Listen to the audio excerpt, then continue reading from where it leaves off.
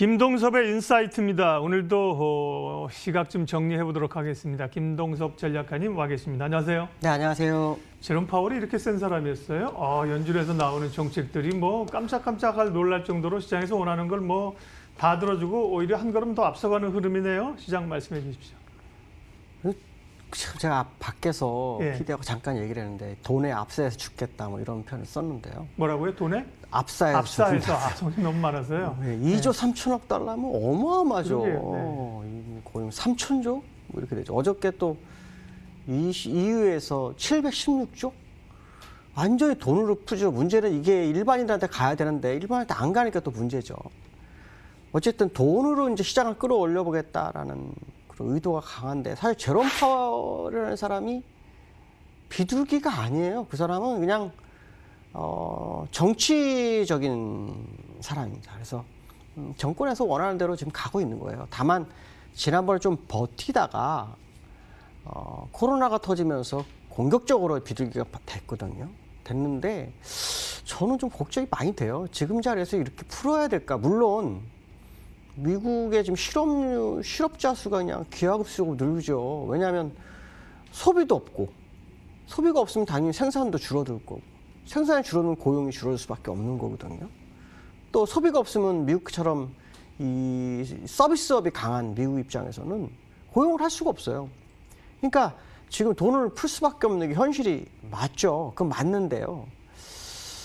제가 볼 때는 조금 더 지켜보면서 해도 되는데 너무 빠르게 대응하고 있어서 좀 걱정이 좀 됩니다. 어저께 2조 3천억 달러가 줬는데도 미국 시장은 1%밖에 안 올랐어요. 아마도 뭐 유가도 영향이 있었던 것 같긴 한데 어쨌든 제가 볼 때는 2조 3천억 달러를 풀어주고도 주가는 1% 올랐다. 이거를 어떻게 해서 이렇게 모르는 정보였기 때문에 시장이 대응을 못한 걸까? 아니면은 너무 판이 풀어서 아니면은 이 부분이 시장에서 약간 둔감해진 게 아닐까 뭐 이런 생각도 굉장히 많이 합니다. 어쨌든 중요한 것은 연준의 의지를 확인한 거다라는 생각을 해야 될 것 같고 돈을 풀어서 시장을 계속 끌어올리겠다라는 그런 생각을 하는 것 같습니다. 사실 이 돈을 푸는 것은 과거에 금리 인하로 많이 했고 그다음 벤버랭크 의장이 양적 완화로 진행을 했었거든요. 양적 완화 외에는 그 다음 항문은 없어요. 그러니까 지금 할 수 있는 건 돈 푸는 것밖에 없는 게 맞다. 그렇기 때문에 현재 상황으로 본다면 시장은 반등이 많이 될 수 있다는 해석을 합니다. 기술적으로 보시면 어저께 1.1%밖에 못 오른 건 조금 의아하죠. 61선까지는 아마 갈 것 같아요. 오늘 밤 정도, 근데 오늘 밤 미국 시장이 없죠. 어쨌든 다음 주를 보고 있는데 지금 보시면 음봉 나오다가 양봉으로 마감을 했거든요. 십자 도지로요. 근데 십자 도지가 이 음봉과 양봉 위쪽에 생겼어요. 그게 무슨 말이냐면 가고자 하는 의지가 굉장히 강한 거예요, 시장은. 근데 거기다 돈을 푸는데도 더 못 간 거예요.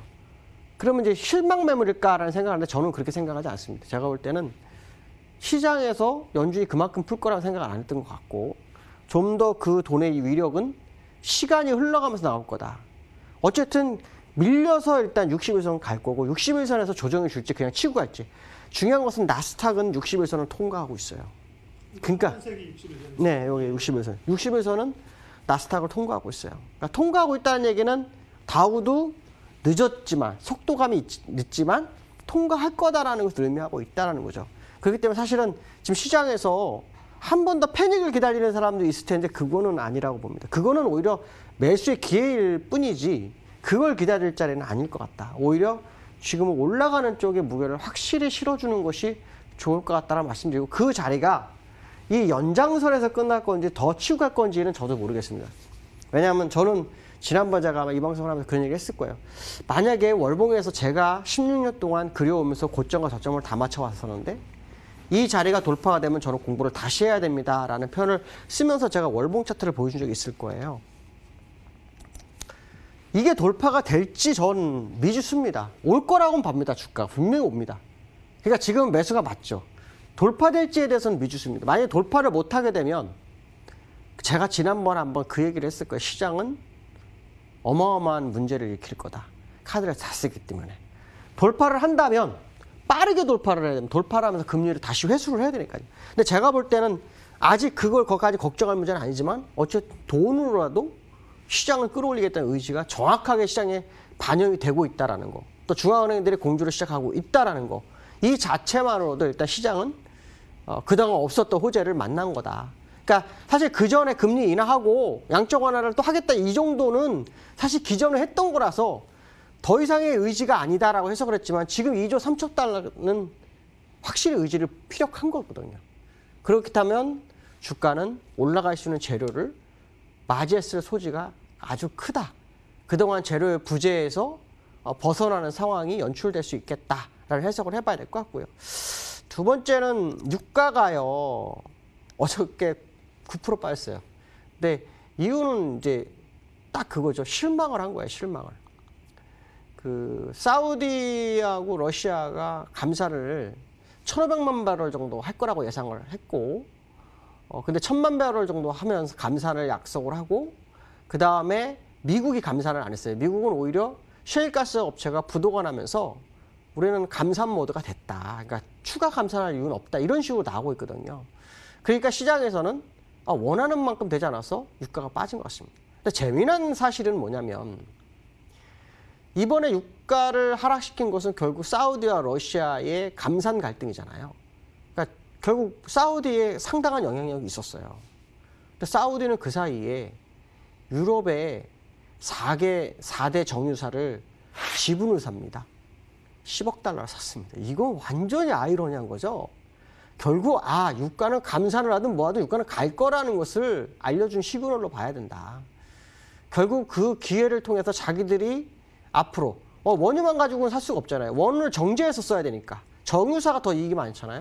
그러니까 그런 부분들을 시장에서 이렇게 흡수를 하고 있었던 사우디의 모습을 보면 유가가 하락해서 주가가 빠질 거다라는 생각은 아닌 것 같습니다. 오히려 지금은 유가 관련주들에게 새로운 날개를 달아주는 시점이 올 거다라는 해석이 됩니다.